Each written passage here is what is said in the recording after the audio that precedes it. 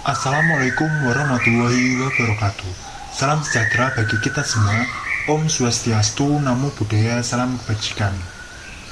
Pada kesempatan kali ini saya akan mengulas kembali hasil praktikum pada modul ketiga, yaitu menggunakan serial UART. Nah, langsung saja. Sebelumnya, izinkan saya untuk memperkenalkan diri. Nama saya Rifan Aditya dari kelas praktikum A dengan NIM 400403246200029 dengan program studi teknologi rekayasa otomasi mata kuliah praktikum sistem embedded angkatan 2024 dengan dosen pengampu Bapak Raufik Cahyo Prayogo STMT. Tujuan dari praktikum ketiga ini yaitu untuk memberikan pemahaman struktur perangkat data UART dari start, data, prakti, dan stop bit. Yang kedua, menganalisis efisiensi metode transfer data melalui polling, interrupt, dan DMA. Yang ketiga, mengimplementasikan manajemen data yang aman menggunakan ring buffer dan team of operation. Yang keempat, yaitu membandingkan fleksibilitas hardware antara STM32 atau HAL dan ESP32 atau ESP-IDF.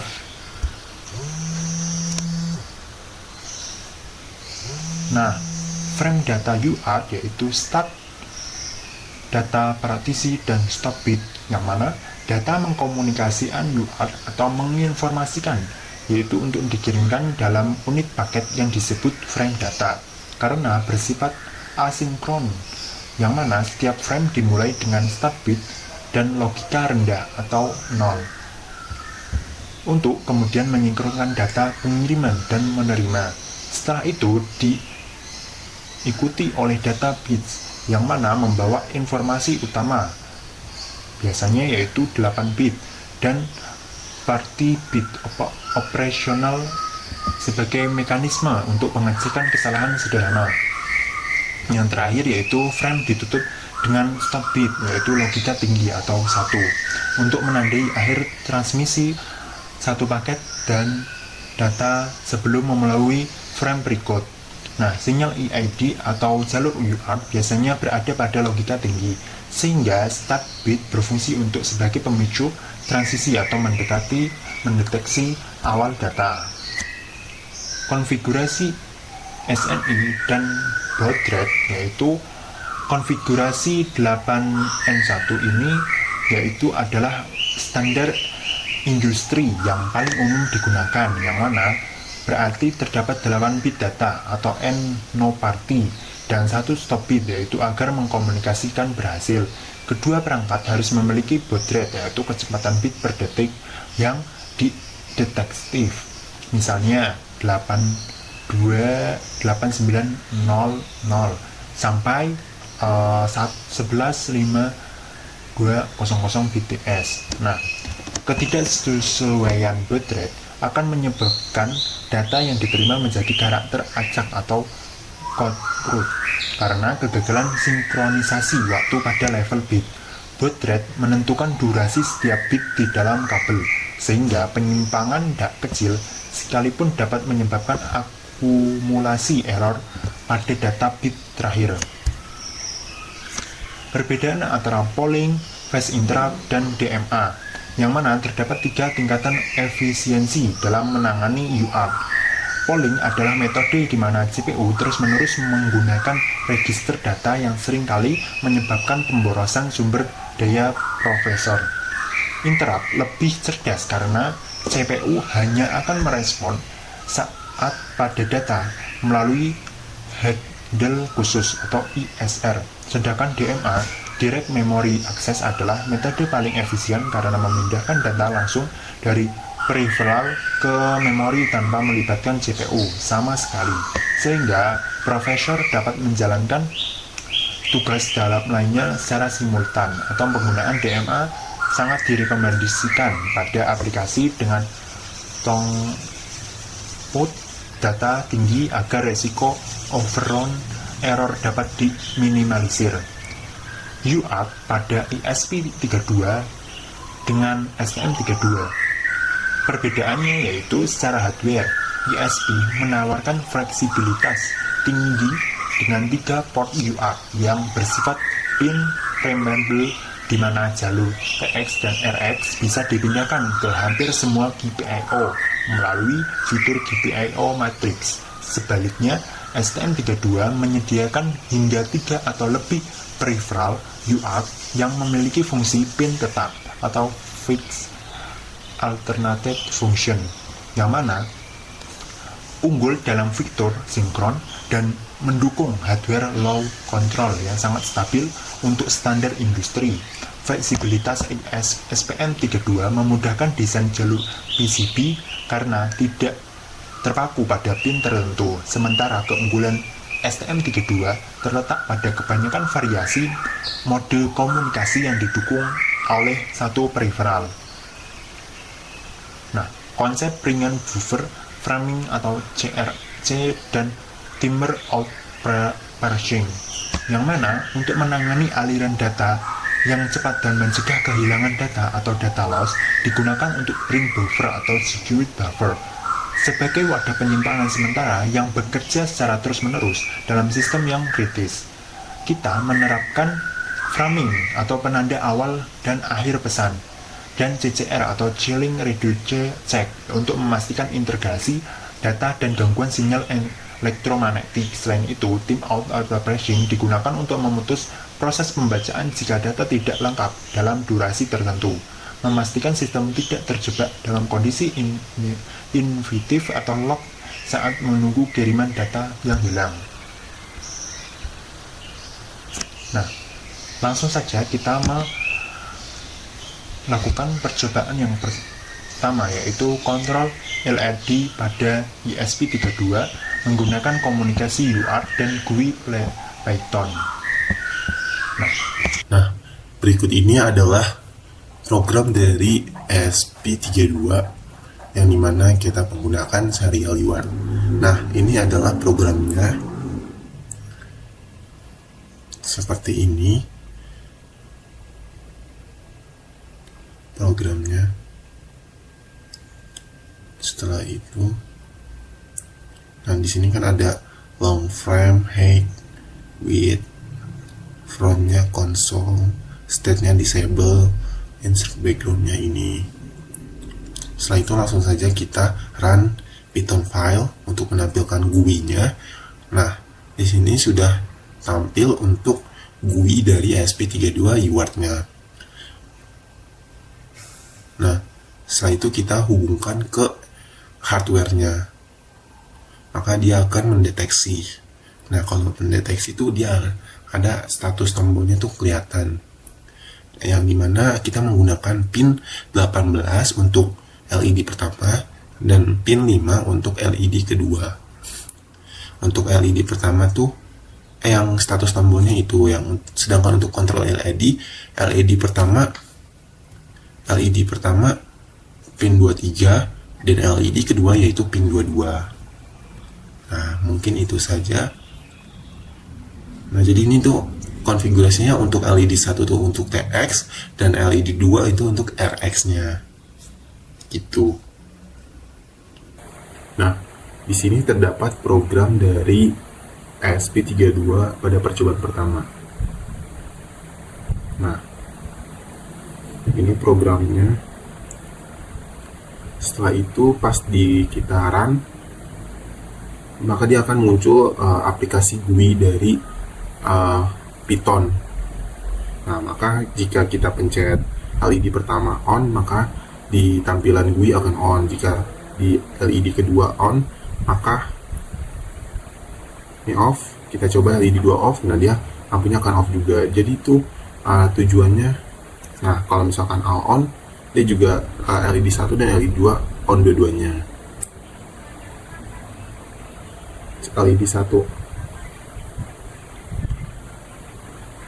Nah, push button yang tadi ini, push button tuh untuk men-switch SW1 jika tombol LED 1 ditekan. Nah, sedangkan kita mencet push button yang kedua, maka push button yang kedua dipencet 2 kali, maka dia akan muncul switch push SW2 atau pin A1 jika ditekan gitu.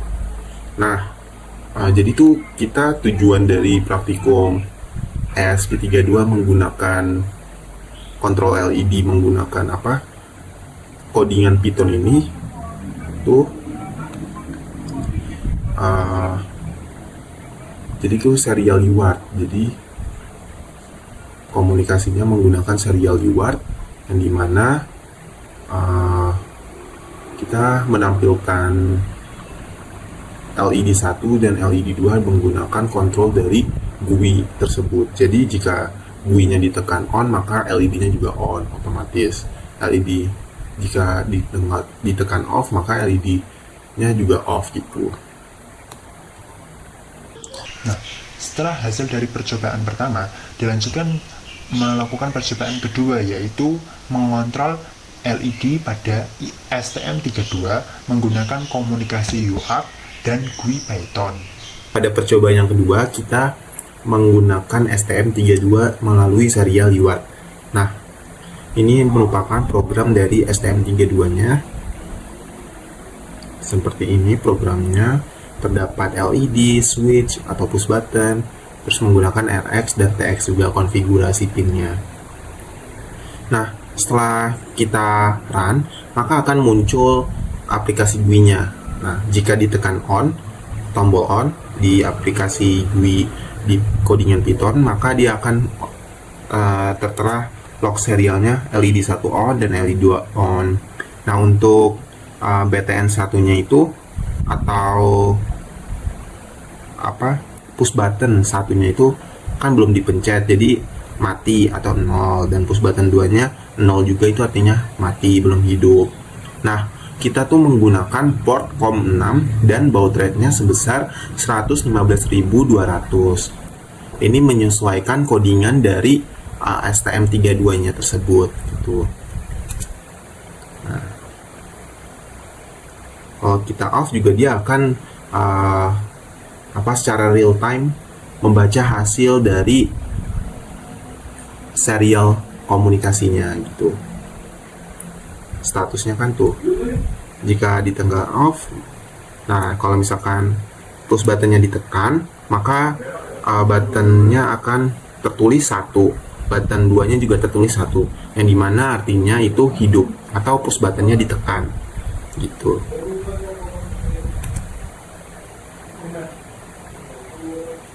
Di sini terdapat hardware menggunakan STM32 yaitu serial UART-nya. Sini kita sudah jalankan. Nah, maka dia akan seperti ini hardware-nya. Jika ditekan,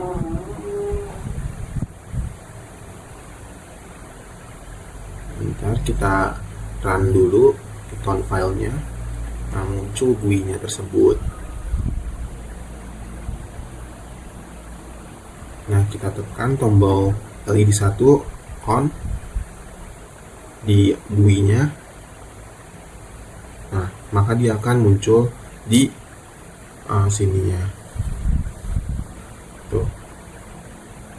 Nah, untuk LED-nya kita menggunakan LED 1-nya pin ke-23 dan LED 2-nya pin 22. Sedangkan untuk push button-nya nyambung ke pin 18 dan push button yang kedua pin 5.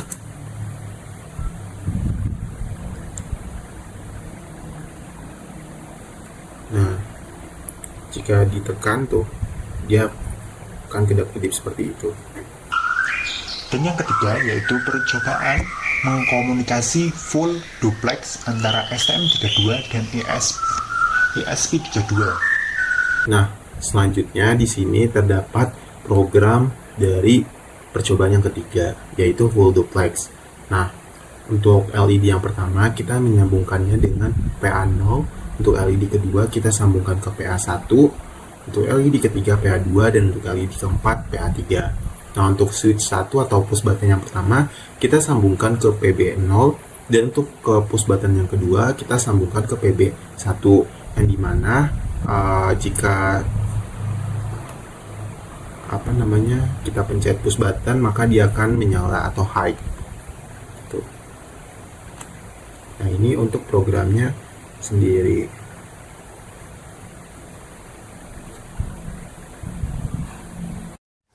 Nah, di sini merupakan program dari full duplex, dan ini merupakan rangkaian full duplexnya.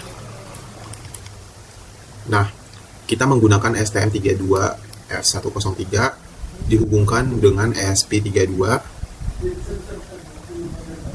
Nah, lalu kita dihubungkan ke komputer yang sudah ada programnya. Nah, tujuannya itu untuk menyalakan indikator LED 1-4 gitu. Nah, di sini programnya kita compile atau di-run programnya. Nah, kalau misalkan tandanya compile itu, kita lihat apakah dia sudah kelap-kelip lampu dari Arduino STM32-nya atau belum. Nah, kalau sudah kelap-kelip, itu berarti sudah terhubung. Nah, langsung saja kita jalankan, dan maka muncul aplikasi GUI atau codingan Python-nya. Nah, di sini saya menggunakan port dari COM9 dari Arduino-nya, dan kita lihat dulu di device manager apakah dia sudah sesuai COM-nya atau belum. Nah, di sini kita sudah sesuai dengan COM port 9-nya. Nah, lalu kita coba ya. Nah, kita coba menyalakan LED 1, maka dia akan menyala tuh. Misalkan di LED 2 on, maka LED 2-nya on, LED 3-nya on, maka di hardware-nya on, LED 4-nya nyala, dan LED 4-nya menyala. Lalu indikatornya nyala. Nah, kalau kita off kan, maka dia akan mati. Nah, jika push button ditekan, maka switch 1 atau push buttonnya itu kedap-kedip, maka dia ada indikator release atau itu. Nah, itu saja mungkin dari percobaan yang full duplex. Nah, kesimpulan dari proses dilakukannya praktikum yang ketiga ini, yang mana yaitu mengkomunikasi UART adalah merupakan protokol asinkron yang sangat mengandalkan sinkronisasi baud rate dan struktur frame data 8N1, di mana ketidaksesuaian durasi bit sekecil apapun dapat mengakibatkan korupsi data. Penggunaan metode DMA terbukti paling efisien untuk meminimalkan beban kerja CPU dibandingkan polling atau interrupt, terutama saat menangani aliran data cepat yang dibantu oleh mekanisme ring buffer dan timeout parsing untuk mencegah kehilangan informasi. Perbandingan dari arsitektur menunjukkan bahwa SPM32 unggul dalam fleksibilitas konfigurasi dan pin remember, atau sementara STM32 menawarkan stabilitas atau peripheral atau UART yang mana lebih kompleks dalam standar industri secara keseluruhan. Penerapan framing atau CRC menjadikan lapisan krusial untuk menjamin integritas data terhadap gangguan sinyal, yaitu memastikan sistem baud rate tetap responsif dan tanggung jawab dalam pertukaran data real time. Mungkin sekian yang dapat saya sampaikan, kurang lebihnya saya mohon maaf. Semoga yang saya sampaikan dapat bermanfaat bagi kita semua. Kurang lebihnya saya mohon maaf. Wassalamualaikum warahmatullahi wabarakatuh. Terima kasih.